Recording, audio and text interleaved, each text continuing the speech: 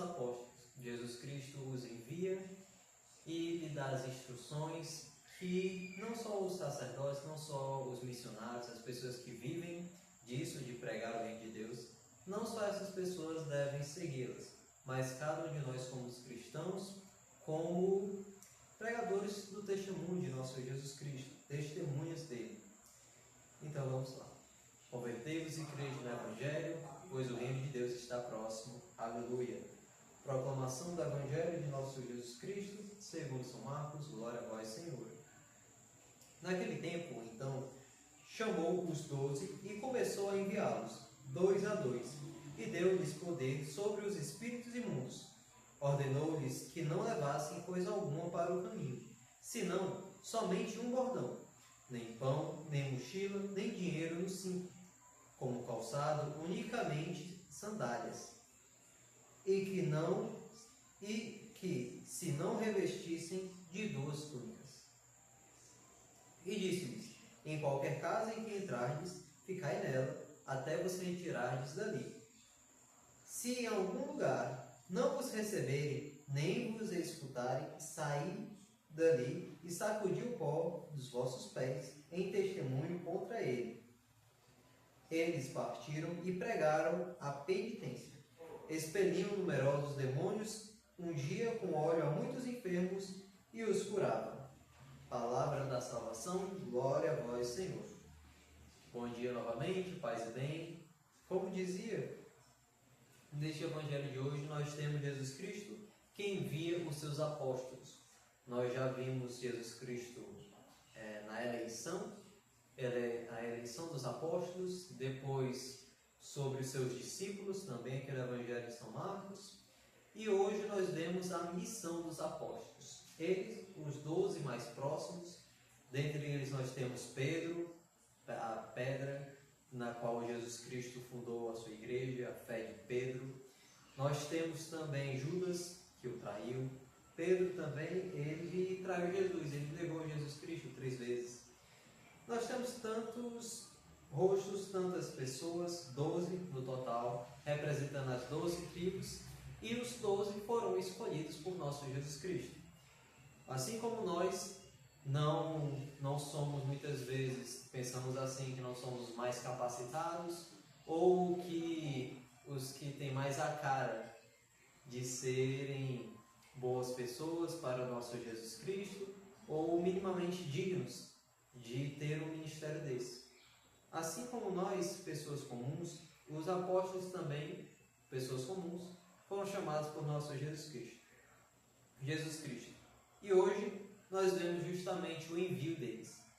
E assim como eles, nós também podemos seguir a Jesus Cristo seguindo essas instruções, para que nas nossas casas, nossa família, onde estivermos, no trabalho, na faculdade, enfim, onde estivermos, sigamos com essa missão de, após Cristo, apóstolos, nós continuemos proclamando e pregando o Evangelho. Como eu falei no início, convertei-vos e crede no Evangelho, o reino de Deus está próximo. Convertei-vos no sentido de fazer penitência, buscar o reino de Deus. E justamente quais são esse beabá, digamos assim, essas instruções de nosso Jesus Cristo? Não levassem coisa alguma para o caminho, senão somente um bordão. Qual é esse bordão? Bordão da penitência, bordão da humildade. O bordão diz: nem pão, nem mochila, nem dinheiro no cinto. O calçado que eles usavam era sandálias, calçados humildes. E por que irem calçados? Alguns poderiam pensar assim: por que Jesus não mandou eles irem descalços logo, já que nem pão, nem dinheiro, nem comida, eles não tinham nada, poderiam ir descalços? A resposta, mais do que a questão de que eles poderiam ferir o pé e não conseguiam andar tanto quanto eles fizeram, é que o calçado significa a liberdade. Antigamente, até no Brasil, na época em que foi o período escravocrata, infelizmente, até hoje nós vemos essa grande diferença. As pessoas que estão calçadas, elas têm liberdade. Antigamente, os escravos eram descalços. Todos os que eram livres tinham pelo menos alguma coisa para colocar nos pés. Hoje em dia, os mais miseráveis, apenas os mais pobres e humildes, no sentido de não ter nada, que realmente não tem nada nem para pôr nos pés. Mas antigamente era principalmente nesse sentido. Eles andarem calçados era porque eles eram livres. E assim como nós, livres, nós temos essa oportunidade, essa liberdade de poder pregar, de poder ir para os locais em que Deus nos enviar, nos chamar para pregar a sua boa nova. E assim eles fizeram. No final do Evangelho diz: eles partiram e pregaram a penitência. Convertei-vos e crede no Evangelho. Expeliam numerosos demônios, assim como todo batizado tem esse poder. Ungiam com óleo a muitos enfermos. De modo especial aqui nós temos o sacramento da unção dos enfermos, chamado de extrema-unção, ou enfim, outros nomes. Mas principalmente esse dom da cura, que também nós, como batizados, como cristãos, em nome de nosso Jesus Cristo, podemos também curar. E os curavam, ou seja, essa cura. Com certeza não diz aqui apenas para a cura do corpo, mas a cura da alma e dos corações. No momento em que nós levamos o Cristo, Jesus, nosso Deus e nosso Senhor, essa palavra, Ele que é o caminho, a verdade e a vida, Ele que é essa palavra de vida eterna, no momento que nós a proclamamos, pregamos e ensinamos ao próximo, nós estamos também levando, com certeza, essa vida que enche nossos corações, essa vida que nos torna vivos em abundância. Não apenas vivos no sentido físico, mas no sentido espiritual. Nossa alma tem vida e a nossa vida é o Cristo, é o nosso Senhor. Como diria Santa Teresinha de Jesus, Ele é a alma da minha alma. Ou seja, Jesus Cristo é a vida das nossas vidas, a verdadeira vida.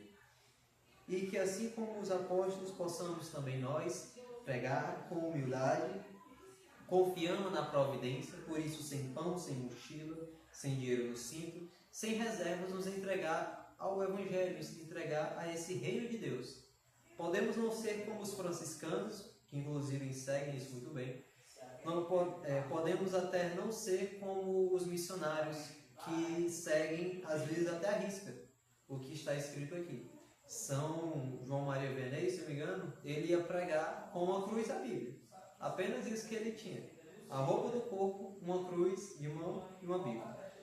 E ele ia pregando e a providência de Deus ia o conduzindo, assim como conduziu os apóstolos e assim como deve conduzir nossos corações, nossa vida e a nossa família também.